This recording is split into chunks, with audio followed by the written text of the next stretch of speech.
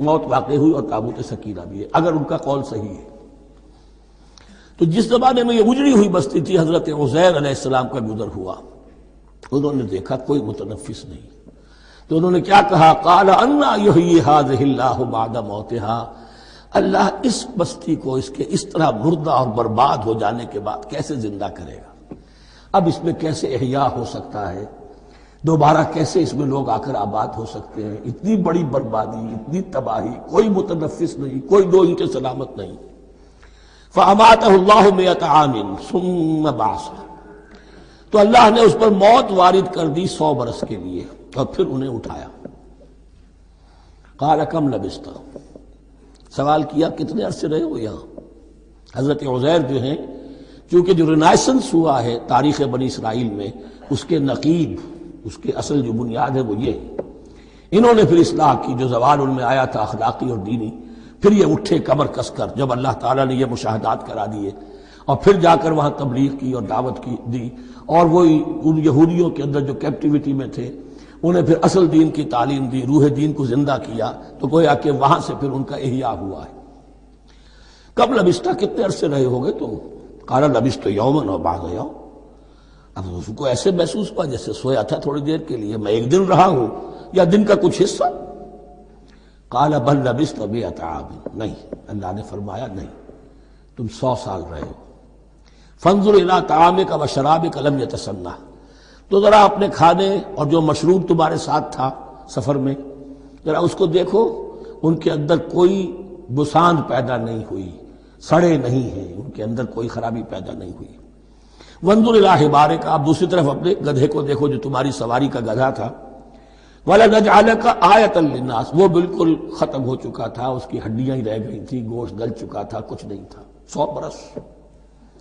وانظر الی حمارک وَلِنَجْعَلَكَ آیَةً لِلنَّاسِ، اور ہمیں تو بنانا ہے تجھے ایک نشانی لوگوں کے لیے، یعنی خود اے عزیر تمہیں ایک نشانی بنانا ہے، اور تمہیں نشانی بنانے کے لیے یہ نشانی ہم تمہیں دکھا رہے ہیں، تاکہ یقین جو ہے، یقین کامل تمہارے اندر پیدا ہو جائے۔ وانظر الی حمارک ولنجعلک آیۃ للناس وانظر الی العظام، اب دیکھو ان ہڈیوں کو، کیف ننشزھا، کیسے ہم انہیں اٹھاتے ہیں، ابھارتے ہیں، وہ ہڈیاں خود ابری اور جڑ کر کھڑی ہو گئی۔ ثم نکسوھا لحما، پھر دیکھو تمہاری نگاہوں کے سامنے اس کو گوشت پہناتے ہیں۔ فلما تبین لہ، جب یہ سب اس کے سامنے واضح ہو گئی بات، مشاہدہ بھی کر لیا، قال اعلم ان اللہ علی کل شیء قدیر، ان کا میں نے پوری طرح جان لیا، مجھے پورا یقین قابل حاصل ہو گیا کہ اللہ ہر شے پر قادر ہے، یعنی وہ اس اجڑی ہوئی بستی کو بھی دوبارہ آباد کر سکتا ہے۔ جو میں نے سمجھا تھا کہ اب یہ کیسے آباد ہوگی، یہ بات نہیں ہے، یہ آبادی اللہ تعالیٰ کے اختیار میں۔ چنانچہ اس کے بعد ہوا، اس لیے کہ اس کے بعد واقعہ تو یہ ہوا کہ جو ایران کا بادشاہ تھا کیخورس یا سائرس ذو، جن کو کہ قرآن مجید ذوالقرنین کہتا ہے، جن کا تذکرہ سورہ کہف میں آئے گا، پھر آپ کو معلوم ہے کہ یہ پیلسٹائن، ادھر عراق کے بعد ایران، دشمنیاں تو تھی۔ کیخورس نے حملہ کیا بابل پر، عراق پر، اور دشمن کا دشمن دوست ہوتا ہے، تو یہودیوں کو اجازت دے دی، کیپٹیوٹی سے اجازت دے دی، جاؤ تم واپس جاؤ، اپنا شہر دوبارہ بناؤ۔ چنانچہ وہ گئے، اور پھر انہوں نے جا کر وہاں پر 136 سالوں میں ان کی دوبارہ جو ہے یہ بستی بسی، اور پھر یروشلم کو انہوں نے آباد کیا، اور پھر انہوں نے وہاں ہیکل سلیمانی دوبارہ بنایا، جس کو وہ سیکنڈ ٹیمپل کہتے ہیں۔ وہ سن 70 عیسوی میں ٹائٹس رومن جنرل کے ہاتھوں تباہ ہوا تھا، جو اب تک تباہ ہوا پڑا ہے۔ 1927 برس سے ان کا کعبہ زمیں بوس ہے، یہ نوٹ کر لیجئے اس بات کو۔ اسی لیے آگ لگی ہوئی آج دنیا بھر کے یہودیوں کے دلوں میں۔ اب تو ہماری حکومت ہے وہاں پر، ہم اپنا یہ جو بھی کچھ یہاں پر اس احاطے میں بنا دیا گیا ہے سب کو ختم کریں گے، اور اپنا ہیکل سلیمانی بنائیں گے۔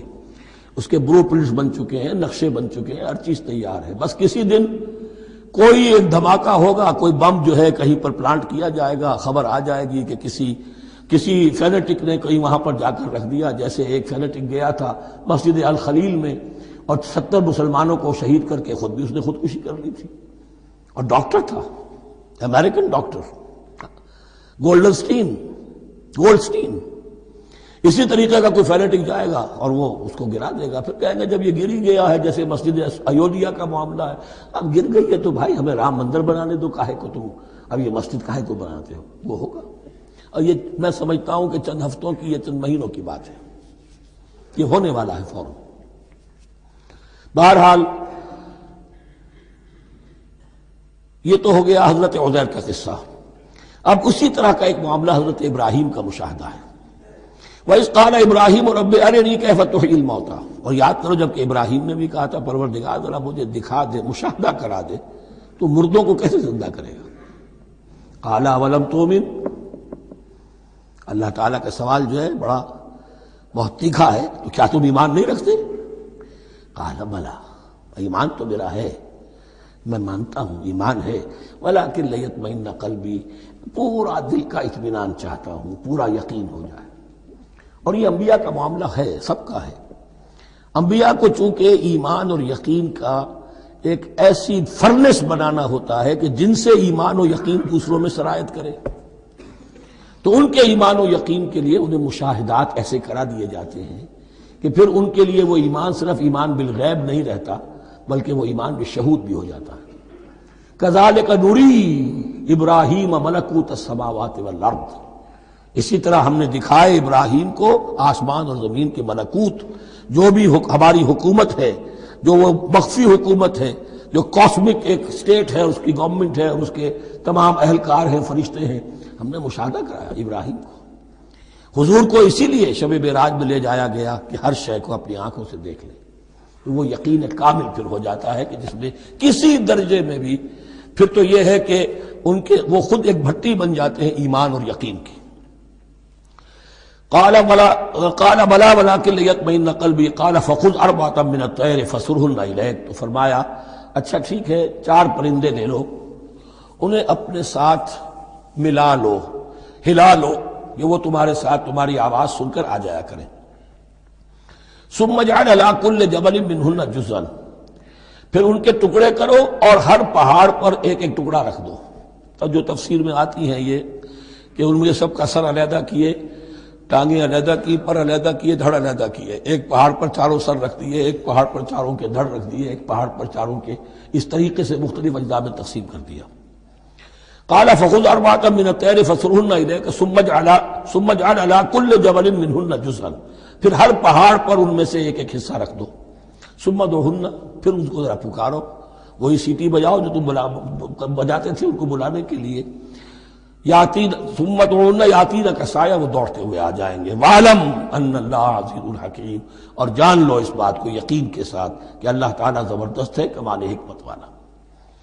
اب 2 رکوع آ رہے ہیں انفاق فی سبیل اللہ پر، اور یہ قرآن مجید کا ضربہ سلام ہے انفاق کے موضوع پر۔ لیکن ان کو پڑھنے سے پہلے نوٹ کر لیجئے کہ اللہ کی رضا جوئی کے لیے اپنا مال خرچ کرنا جو ہے، اس کے لیے دین میں کئی اصطلاحات ہیں۔ کھانا کھلانا، یطعمون الطعام علی حبہ مسکینا ویتیما واسیرا، آت المال علی حبہ ذوی القربى والیتامى، ایتاء مال، اعطاء، پھر اس سے آگے آتا ہے صدقہ، زکوٰۃ، انفاق، قرض حسنہ۔ یہ 5-6 ٹرمز ہیں، لیکن ان ٹرمز کے اندر ایک تقسیم ذہن میں رکھیے کہ 2 مدیں ہیں بڑی بڑی اللہ تعالیٰ کی رضا جوئی کے لیے مال خرچ کرنے کی۔ ایک مد ہے غرباء، یتامى، مساکین، محتاج، بیوائیں، ان کے لیے، یعنی ابنائے نو میں سے، یہ آپ کے معاشرے کے اجزاء ہیں، آپ کے بھائی بند ہیں، آپ کے رشتہ دار ہیں، آپ کے اعزاء و اقرباء ہیں، ان کے لیے خرچ کرنا۔ تو یہ بھی اللہ کو بہت پسند ہے، اس کا اجر ملے گا، یہ بھی گویا کہ اللہ تعالیٰ ہی کے لیے آپ نے خرچ کیا۔ ایک عین اللہ کے دین کے لیے خرچ کرنا، انفاق کا لفظ اس کے لیے ہے، اور قرض حسنہ اس کے لیے۔ انفاق مال، انفاق فی سبیل اللہ، اللہ کی راہ میں خرچ کرنا، اللہ کے دین کی دعوت کو عام کرنا، اللہ کی کتاب کے پیغام کو عام کرنا، اللہ کے دین کی دعوت کو اس طرح ابھارنا کہ باطل کے ساتھ زور آزمائی کرنے والی ایک طاقت پیدا ہو جائے، ایک جماعت وجود میں آئے، ان کے لیے اساد و سامان فراہم کیے کرنا تاکہ دین کے غلبے کی ہر مرحلے کے جو تقاضے اور ضرورتیں ہیں وہ پوری ہو سکیں۔ تو جو اس کام میں صرف ہوگا وہ ہے انفاق فی سبیل اللہ، یا اللہ کے ذمے قرض حسنہ۔ تو یہاں اصل میں اس کی بات ہو رہی ہے، انفاق کی۔ مثل الذین ينفقون اموالهم فی سبیل اللہ ہے،